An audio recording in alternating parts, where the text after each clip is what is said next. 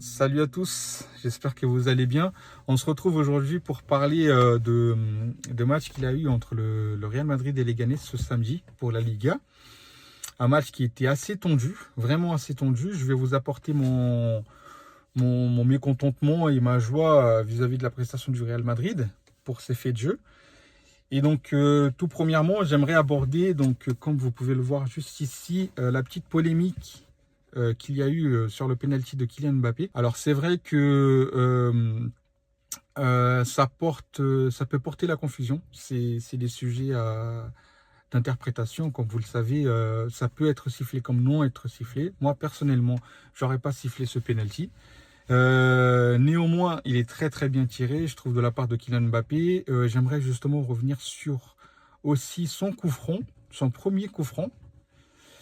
Premier coup franc, donc content pour lui, content qu'il ait bien tiré. Franchement, il a super bien tiré sur le côté, vraiment sur le côté du poteau. Hein, c'est très très bien tiré, donc limite à ras de terre et même si c'est un coup franc indirect, on peut appeler ça un coup franc indirect, c'est tout de même un coup franc, hein, parce que si on note bien le coup franc, si on prend l'exemple pardon, du coup franc de Kroos en Allemagne où il le tire, mais c'est un coup franc exceptionnel, hein, vraiment une non-roulée où le premier toucher de balle à son coéquipier. Son coéquipier, il arrête le ballon.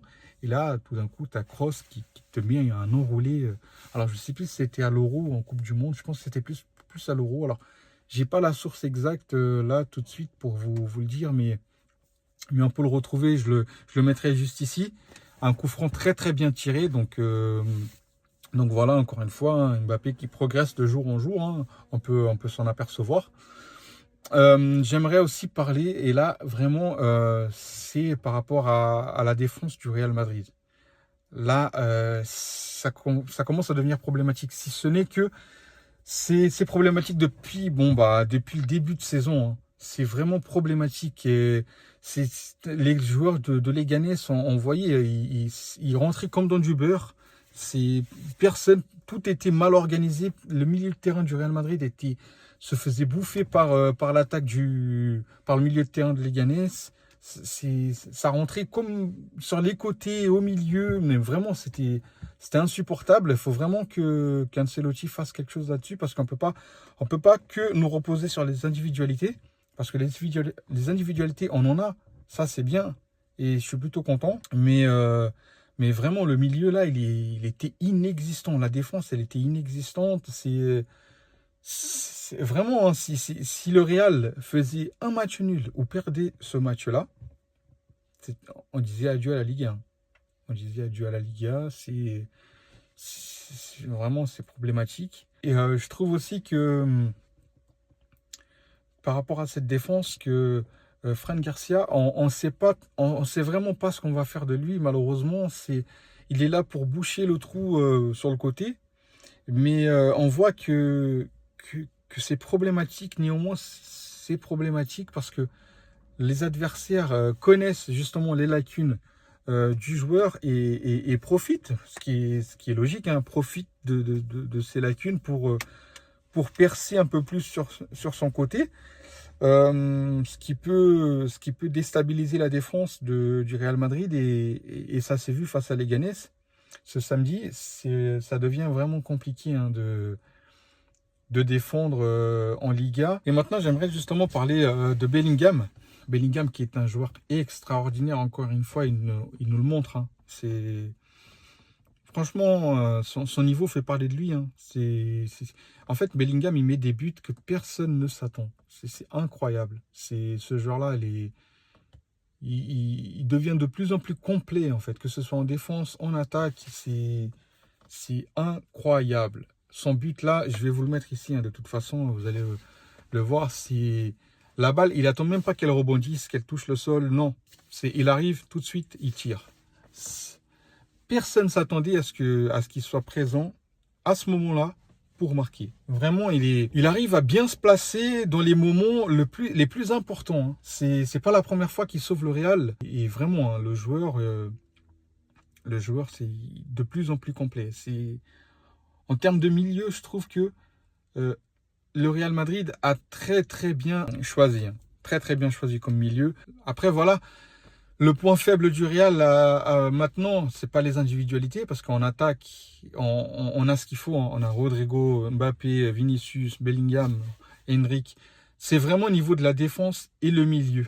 Vraiment, ça, je trouve que c'est problématique. C'est très problématique, la défense, avec Fran Garcia, Vasquez sur les côtés. C'est quelque chose qu'il faut changer immédiatement. Après, oui, c'est Fran Garcia, surtout, on a vu ce qui s'est passé face à Leganés. C'est quelque chose qui, qu'il faut revoir quand même. Il faut revoir parce que ça commence à devenir problématique. De jour en jour, en fait, j'ai l'impression de plus de mal à défendre face aux équipes, même les plus faibles, hein. Après, je dis pas que les Leganés, c'est une équipe très faible, mais c'est une équipe qui peut porter problème à des équipes qui manquent de collectif. Et là, ça s'est vu ce samedi face au Real, hein. C'est quelque chose qu'il faudrait changer, qu'il faudrait revoir complètement de la part d'Ancelotti et du staff du Real Madrid. Mais si on persiste, si on continue avec cette défense, face à Arsenal, on est limite à l'extérieur, hein. Face à Arsenal, on est disqualifié d'office, hein. En Ligue des Champions, déjà qu'en Liga, c'est super compliqué. On arrive à être derrière le Barça, mais vraiment limite. Si on persiste avec cette défense, on dit adieu à la Liga, on dit adieu au Copa del Rey. Parce que si on raffronte le Barça avec cette défense-là, je risque pas cher de notre peau.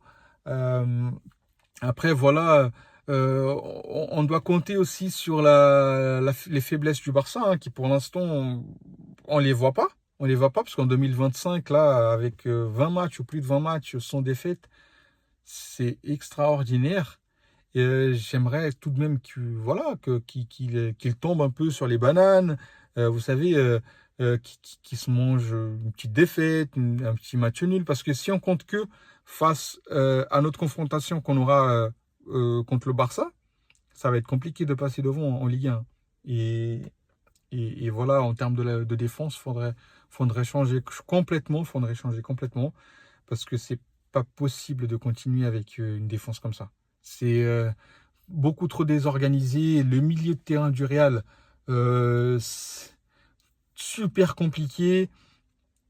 Donc voilà. Après, par rapport à cette compo, justement, j'aimerais revenir sur Arda Güler et Brahim Diaz,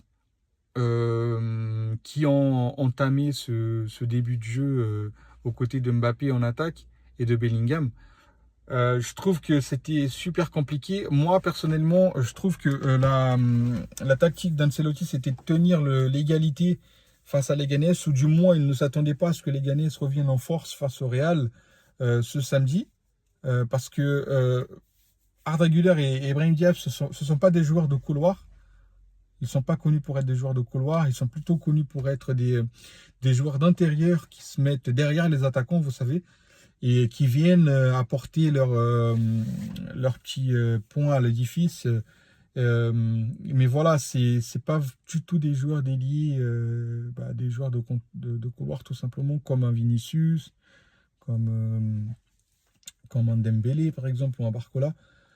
Mais voilà, c'était problématique parce qu'il a voulu mettre des joueurs de milieu pour essayer d'équilibrer l'absence de Rodrigo ou de Vinicius. J'espère qu'il va pouvoir revoir cette tactique parce que faudrait pas qu'on se retrouve à ce niveau face à Arsenal. Parce que ce sera clairement pas la bonne chose à faire. Et si on continue dans cette lancée, on peut dire adieu à la Liga. C'est pas possible de persister à ce point avec des joueurs où on voit en fait, hein, qui ont des individualités certes, mais qui ne sont pas surentraînés dans le collectif. Bon, alors peut-être que ce que je dis est faux, et peut-être qu'en entraînement ça se passe super bien, mais ce qu'on voit à travers le match, c'est pas du tout représentatif en fait. du Real Madrid. Et il faudrait justement revoir ce problème-là très très rapidement, parce que depuis le début de saison, ça persiste, ça persiste, ça persiste. C'est vraiment un problème lié au milieu, bah, depuis le départ de Kroos, et à la défense.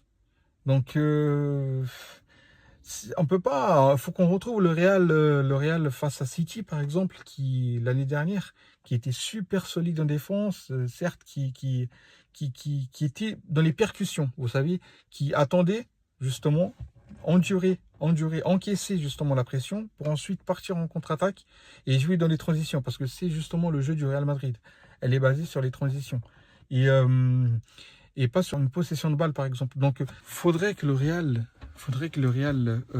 revoie la tactique défensive de ses milieux, de ses défenseurs, parce qu'on ne peut pas se retrouver avec ça face à Arsenal. C'est pas possible. Donc voilà les amis, c'était justement mon fait de jeu par rapport au match de ce samedi. Donc on se tient au courant pour une nouvelle vidéo concernant le prochain match du Real Madrid.